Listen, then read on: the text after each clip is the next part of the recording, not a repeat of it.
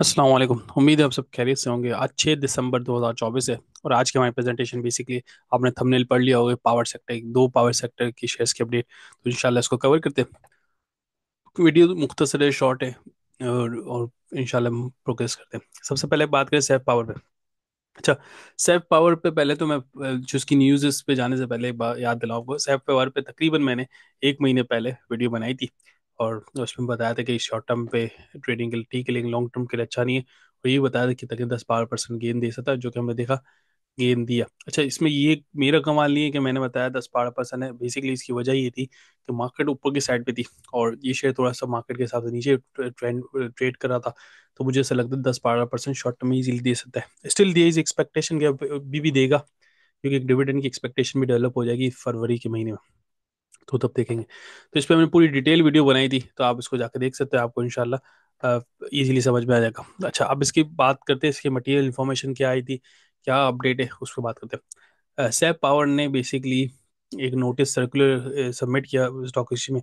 Circular के circular को पढ़ने से पहले मैं आपको याद दिलाऊं, तमाम पावर कंपनीज जो जो आईपीपीज हैं उसके गवर्नमेंट कॉन्ट्रैक्ट कैंसिल करने के पे पड़ी हुई है। और टास्क फोर्स बनाया हुआ है कि इन कंपनीज की जितनी भी पावर कंपनीज हैं जो आईपीपीज के कॉन्ट्रैक्ट्स में है, उनके साथ वो टास्क फोर्स बात करे और एग्री करे कि भाई अर्ली कॉन्ट्रैक्ट टर्मिनेट कर दो और नए कॉन्ट्रैक्ट साइन कर लो।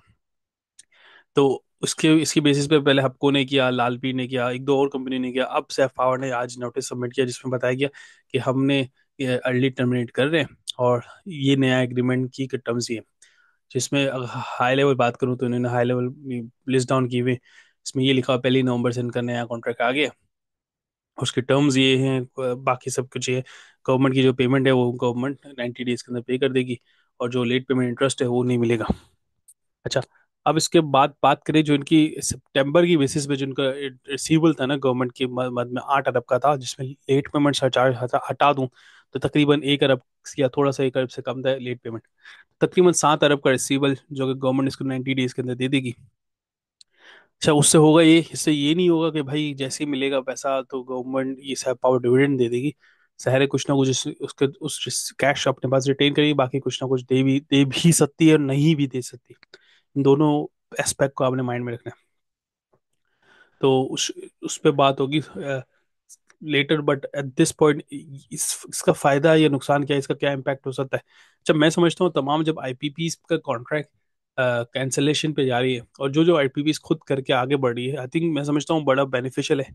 क्योंकि at some point government forcefully भी इनसे करवा सकती है, तो इट्स बेटर कि खुद ही एग्री कर दो, जल्दी एग्री कर दो, ताकि वॉलेटिलिटी और डायरेक्शन में क्लैरिटी आ जाए। तो ये इस तरह का स्टेप मैं समझता हूँ एक पॉजिटिव स्टेप है। लाल भी ने खुद लिया, बहुत अच्छा लिया। हपको ने खुद किया, बहुत अच्छा किया। तो मैं समझता हूँ इस तरह तमाम पावर कंपनीज में इस तरह की क्लियरिटी आ जाए ना, तो उन कंपनीज की इन्वेस्टमेंट और रिटर्न्स को हम अच्छे तरीके से असेस कर सकेंगे। तो in my view is a positive indicator. Although safe power itself मैं समझता नहीं इन्वेस्टेबल बिजनेस है, क्योंकि कंपनी छोटी है। एक चीज़, दूसरी चीज़ ये इनकी मैनेजमेंट और इन्वेस्टमेंट डिसीजंस को इतने खास से नहीं है। मैं नहीं बोलूंगा बुरे हैं, लेकिन मैं समझता हूँ इससे अच्छी कंपनीज और अच्छी छोटी कंपनीज इससे अच्छी परफॉर्म करने वाली है। तो मैं उनको ज़्यादा प्रेफर करूंगा। स्टिल डिविडेंड के लिए, शॉर्ट टर्म के लिए I think short term gains के लिए रख सकते हैं, but I am not very hopeful with the dividend policies. History में इसने दिया भी अच्छा, लेकिन मैं still I am not very hopeful. अच्छा, दूसरा अब बात करें एंग्रो पावर जेन कादेपुर लिमिटेड। अच्छा, ये कंपनी में क्या है, क्या हो रहा है, क्या कर रहा है, इस पे मैं आपको थोड़ा रिकैप कराऊं। एंग्रो पावर जेन कादेपुर, इस कंपनी ने साल के शुरू में एक लेटर दिया था, नोटिस दिया कि लिबर्टी पावर एक कंपनी है, वो वो इनके मेजोरिटी शेयर होल्डर लेना चाह रही है। वो फरवरी में दिया। और नॉर्मली इस तरह की कोई इंटेंशन होती है ना, वो इंटेंशन तकरीबन 6 से 8 महीने में एक्सपायर हो जाती है। फरवरी में दिया, फिर इसके बाद ये इन्होंने वो इंटेंशन एक्सपायर हो गई, आई थिंक नवंबर में एक्सपायर होने वाली थी। तो इन्होंने लेटर भेजा कि जो लिबर्टी पावर की जो इंटेंशन एक्सपायर हो गई, वो ऑफर लैप्स हो गई है इस तारीख को। तो तो ये एज्यूम किया जाएगा कि ऑफर वापस ले ली गई, ऑफर कोई भी ऑफर नहीं थी। ठीक है। फिर 3 दिसंबर, जैसे ही न्यूज आई ना, तो लोग में ये था कि भाई अब एंग्रो पावर जन एंग्रो कॉर्पोरेशन के वापस कंट्रोल में आ गई। सबसे पहली बात तो ये कि ये अभी भी जब तक ट्रांसफर नहीं होगा, अप्रूव नहीं होगा इस रेगुलेटर की तरफ से, तब तक उसको हम ये नहीं कह सकते कि भाई ये शेयर लिबर्टी के पास चला गया और लिबर्टी इसको उसको डील करेगी। ये बेसिकली सिर्फ और सिर्फ ये था कि ऑफर दिया, ऑफर एक्सेप्ट होगी, लिबर्टी जब ले लेगी, ट्रांसफर हो जाएंगे, फिर हम देख सकते हैं कि नई मैनेजमेंट किस तरह चलती है। ये फिलहाल सिर्फ क्लैरिफिकेशन। आज वापस ही इन्होंने एक नोटिस दिया, आज दिया भी है मेरे ख्याल में, बल्कि फ्राइडे की दिया, सॉरी, 2-3 दिन पहले दिया, 3 तारीख को दिया, जिसमें ये बताया कि भाई इनके कादर पर वापस इस कंपनी को, ईपीक्यूएल को वापस ऑफर मिली है लिबर्टी की। बेसिकली वो वापस ऑफर नहीं, ये रिवाइज ऑफर है। और रिवाइज ऑफर इसलिए कि वो पुरानी ऑफर लैप्स हो चुकी थी और उस दौरान उनको रेगुलेटरी अप्रूवल या ड्यू डिलिजेंस उनकी कंप्लीट नहीं हुई थी लिबर्टी पावर की। इस वजह से उन्होंने आगे प्रोग्रेस नहीं किया। तो वो इस टर्म से वापस मिली है। अच्छा, अब इसका बेनिफिट या लॉस क्या है? अच्छा, इस पे कोई इसका, एक रैशनल इन्वेस्टर देखा जाए, इसका कोई इसका इम्पैक्ट नहीं है। ठीक है। तो और इम्पैक्ट कब होगा? जब इसकी अप्रूवल आ जाएगी ना, तो जो एंग्रो के पास जितने शेयर हैं, मेरे ख्याल में ये शेयर परचेज एग्रीमेंट के थ्रू 68%, 68.89 शेयर एंग्रो से खरीदेगी। बाकी 15% गवर्नमेंट से खरीदेगी, सॉरी जनरल पब्लिक से खरीदेगी, सॉरी पब्लिक से। तो जब 68 और 75, 15% हम एडअप कर लेना, तो तकरीबन 85, 83, 83% के करीब इसके पास इन्वेस्टमेंट आ जाएगी, इस कंपनी का कंट्रोल आ जाएगा। और इनमें कौन, ये जो लिबर्टी पावर है उसके और रिलेटेड पार्टीज, सूरती इंटरप्राइज और छोटी छोटी और छोटी छोटी प्राइवेट कंपनीज, छोटी छोटी तो नहीं बोलूंगा, तमाम प्राइवेट कंपनीज के नए ओनर्स बन जाएंगे।